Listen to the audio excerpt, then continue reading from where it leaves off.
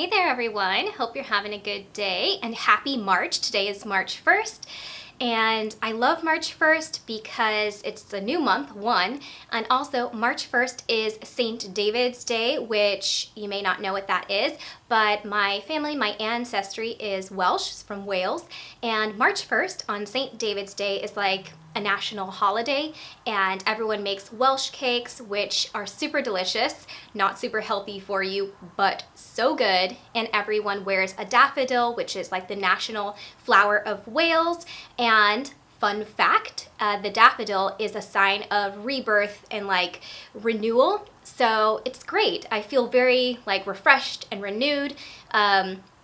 Growing up, we didn't really celebrate St. David's Day because it's a long story, but like my father didn't really know a lot about where his mother came from because of immigration, and that wave of immigration was kind of like leaving it behind and starting a new life in America. But recently, over the past couple of years, I've reconnected with the Welsh side of my ancestry, and I actually went to Wales, as a lot of you know, and so it's amazing. So I like to celebrate. I want to get more into celebrating March 1st, St. David's Day. So if anyone who's watching this is Welsh or from Wales or has Welsh ancestry, happy St. David's Day. So in today's video, I'm doing like a casual video, which is why I have about 1/4 of a can of dry shampoo in my hair right now. I'm actually getting ready to go have lunch with my husband, but I wanted to sit down and film this video because it's on my list of things I need to update you about. I got a little bit of coffee here with a glass straw. As you guys know, one of my New Year's resolutions is to reduce waste, and so I've been using glass straws instead of plastic straws. But I just wanted to give you an update about my migraines because, drumroll please, I have figured out the likely, of everything that I have done, this is the most likely cause for my migraines. Are you guys ready? Because you guys have been on this journey with me for years now, and I just thank everyone who sends me messages of encouragement or ideas of things to try. I love it all. It's so helpful. So actually, one of my friends on Instagram, Kelly, was telling me a long time ago when I was saying that I was going to get a CT scan. She was like, they should do like a CT scan of your neck and your cervical spine. And I've been fighting, I have a hair. I've been fighting for years to get an MRI of my neck and cervical spine, or of my head. They did a CT scan that didn't show any tumors, which I feel very fortunate for, but other than that, they weren't going to do any other type of scans. So finally, I went to the Miami Headache Institute, I think I told you, and the doctor there, he said, yeah, let's do an MRI and see what's going on. I also did a ton of tests, which if you guys watched my Vlogmas this year, there's a whole video, I think it's called 37 Injections, where I got 37 injections to see if I have any allergies, which I don't, so that's good, but I've had so many tests done, so much blood drawn, and nothing. They couldn't see anything. And so I got the MRI done, and the MRI showed the most likely cause for my migraines. And that is because I have some herniated discs in my neck, and I can't remember at which vertebrae, because I have the disc, but I can't just put it in my computer and look at it. It's, for like a fancy medical program. But I have some herniated discs that are bulging, and he showed me on a little scale how much they are bulging, how far off of alignment they are. And also, at one point in my neck, it's so bad that there is actually where the ligament is torn away from the bone. I'm sorry if that's graphic and gross, but that's what it is. So he was saying that because of these problems, my neck is what he said, basically to hold my body together, hold it all together, I'm having spasms, constant spasms, but kind of slight, not jerking spasms that I would really notice, just kind of consistent muscle spasms. And he was saying that can cause migraines, that absolutely does cause migraines. And a lot of things contribute to the spasms, like posture, like he was telling me like the right way to sit, which I was an equestrian horseback rider as a child, so I know like shoulders over hips. So he showed me like the right way to sit. There are also other things in our everyday life, in my everyday life, that he said are causing spasms and have been causing this condition to get worse. He took one look at my purse and he was like, your purse is too heavy. You are literally ripping the ligament off of your bone because you're holding too much weight on one shoulder or the other, and pulling, it eventually is pulling. Like, this is not a natural motion for your body. And in my bag at that time, I was doing some remote work, so I had my laptop. He was like, no, you should have your laptop in a rolling bag. He was saying that the healthiest type of bag for your spine is a rolling backpack. He was telling me that that's why he got a MacBook Air, or like a really light laptop, and because carrying that on one side of your shoulder, you are pulling constantly, and then your body tries to recompensate, and in my case, was causing spasm, or is causing spasms. So, and he also said something else that was kind of funny but true, is I'm rather short. If you guys don't know, I'm like 4'11", 5 foot, I always say, but let's be honest, we're friends. And so the world, like around us, when you go like, for instance, into a hardware store, that counter is maybe made for someone who is like average 5'4", and since I'm shorter than that, I'm like always on my tippy toes, or like straining my neck to look at things, and all of those little things contribute poorly to your neck and spinal health. Also, in almost every office I've ever worked in, the chair and desk are obviously not made for me, because I came into that workplace, and so I've either had my feet dangling, or they don't touch well, or it just throws everything off alignment wise. And like the monitor, you have to have your monitor right at like eye level for it to be the healthiest for your body. So all of these little things that he was telling me, he was even like, women, just by having breasts, you are automatically like throwing off your balance. So getting the right bra, he was, suggesting some bra brands, which I have it written down somewhere, I think.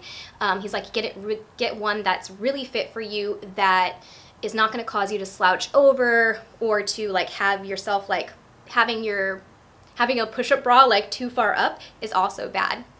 So there's all these little things that I've been doing for years that kind of are normal, like carrying a purse, or carrying a tote bag, wearing a bra, sitting at my desk, not intentionally causing myself harm, but have slowly been deteriorating my neck health.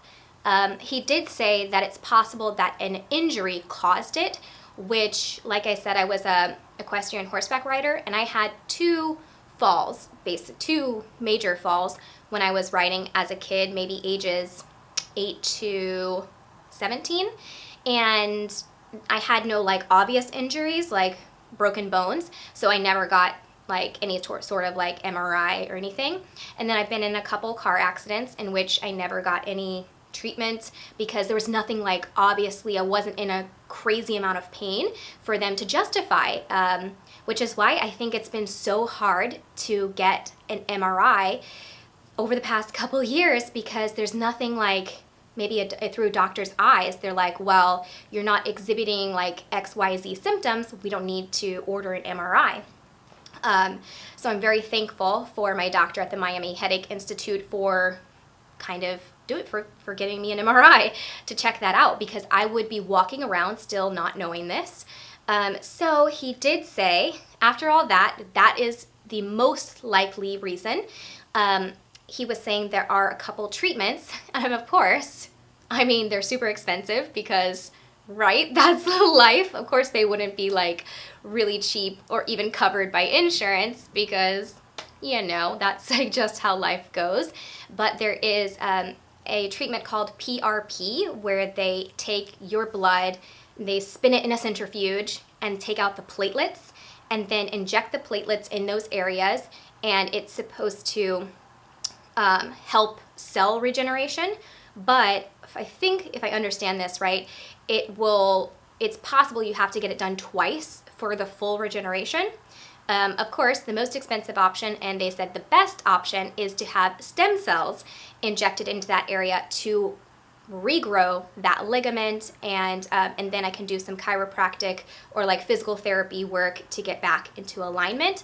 Of course, this treatment is not FDA approved yet. It's FDA registered, but it's still very controversial.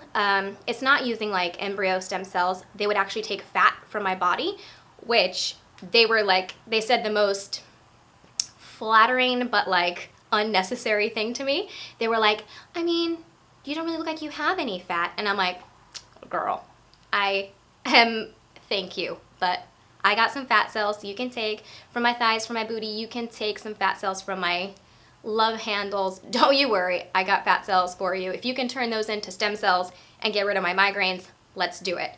But it's expensive. And it's not approved yet. So it's like, there are not a lot of negative risks from the stem cell treatment as far as I can see and that they explained, but the biggest risk is that it's a lot of money, and then what if it doesn't work? Then I've spent thousands of dollars and I'm still suffering. So I'm doing my research. If you guys have ever had anything like this done, please let me know your thoughts, your comments, anything. I'm open.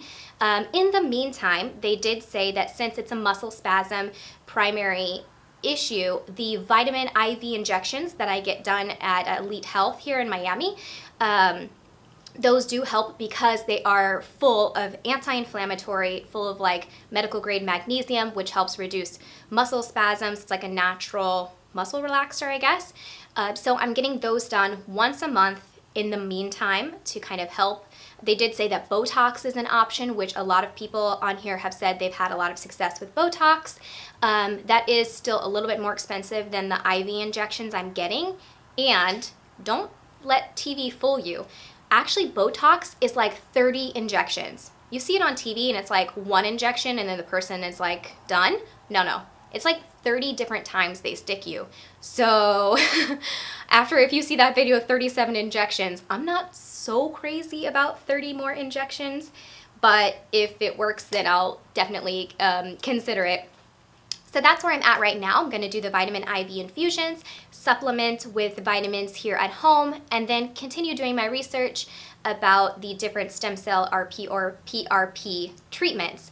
I just feel like a weight has been lifted off my shoulders, honestly, though, to just have some answers so that I kind of feel more prepared and not just like there's a time bomb ticking somewhere in my body that I'm eating something, that I'm drinking something, because a lot of people were like, well, it's maybe because you eat this or because you drink this or like you drink coffee. No.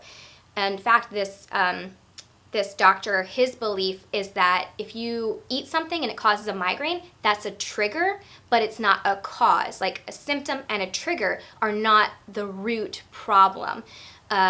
And he said that migraines and headaches, it's really no doctor or no one's fault about why you can't figure out what the cause is, because migraines and headaches are one of the hardest things to find the cause for, which I didn't know that. So if you're suffering from migraines and headaches and all these people are telling you it's because you're doing this or because you're doing that, just take a moment and remind yourself that it's not your fault.